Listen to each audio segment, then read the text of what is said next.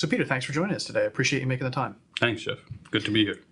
So according to ESG research, we see about 24% of end users saying in the next 12 to 24 months, they're going to be seriously considering private cloud.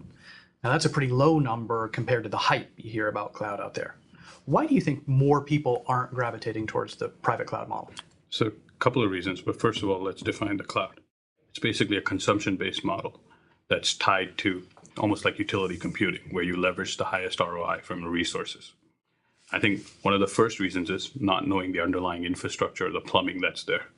That leads to how do you define what you can possibly move to the cloud? And that becomes the first big challenge. The second big challenge is when you do look to move to private clouds, is to understanding that you basically can only move as of today, VM environments or virtualized environments, which leaves another subset of large production mission critical applications tied to Unix-based environments that can't be moved. So I think a couple of those things are key. So assuming you can get by some of those barriers and think that through, what do you think is the best first step for companies to take? So I say, I'm going to do private cloud now. What do they need to be thinking? What are the first steps? First step is to address the problem that I mentioned earlier, which is discovery. Knowing what you have in terms of your infrastructure, being able to tie server, fabric, storage, the interdependency back to the application layer, and determining what resources are you using today to determining what resources you'll need moving forward on the actual private side cloud-based. Right. The second big challenge is to make sure you plan correctly and understand the impact of moving will have in terms of migration effects, outage windows, coordination, leveraging all teams, including the sys administrators, DBAs, application owners, facilities, storage team, et cetera, in planning and coordinating the activities related to the cloud. So what then are some of those key issues that people should be thinking of while they're planning that? Or are there any major things that you think should be at the top of the list for planning? Yeah, I think from a planning perspective, one, interdependency mapping is absolutely key. Secondly, knowing what the utilization levels are and what tiers they're running on so you can determine a better performance impact. The third important thing is to be able to do ongoing discoveries so that you don't have any issues in terms of you changed your infrastructure when you look to actually move to it. And the other aspect I would say is making sure you understand what performance you're expecting on the target side when you look to move to a private cloud. So that sounds like a lot, right? That is a lot. That's a lot for people to handle. So great, you've had a successful project, you've gotten there, you've migrated data into the private cloud. How do you keep it current? And I mean, what happens if you need to move that infrastructure back, out of either a private cloud or a public cloud?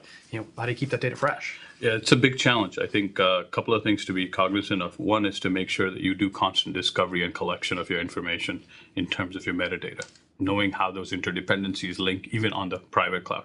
It's more important on the private cloud because you're going to be charged based on the consumption or usage of that. So it's very important to keep the constant discovery. The second aspect is to be able to know how your application ties back to your storage to be able to move it back. Should you want to move it back to a traditional infrastructure versus a utility-based infrastructure? So how do you think public cloud differs? Are the people going to go through the same type of thought process? Right now it's kind of a controlled environment. They can get a handle on their assets. If they start to consider public cloud, what kind of gotchas or different things do they even need to be thinking about?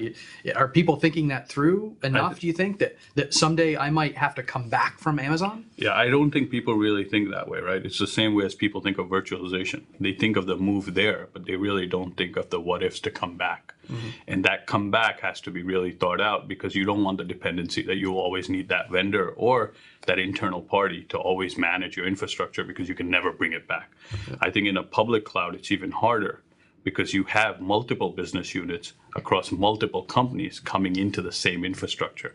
So there's a lot more intertwining per se that needs to be managed. And then from a cloud provider standpoint of the public cloud, they still face the same plumbing challenges and the utilization management challenges that private entities face today. Yeah, and they certainly face a lot of the same challenges. As we're sitting here filming this, we're filming this a week after Amazon's major outage. So I'll bet there's a lot of people who are thinking, geez, we wish we had a plan to fail over or come back or know where all our assets are. Absolutely. You have to plan for the worst. And at least in the private world, you have control over your infrastructure to some extent.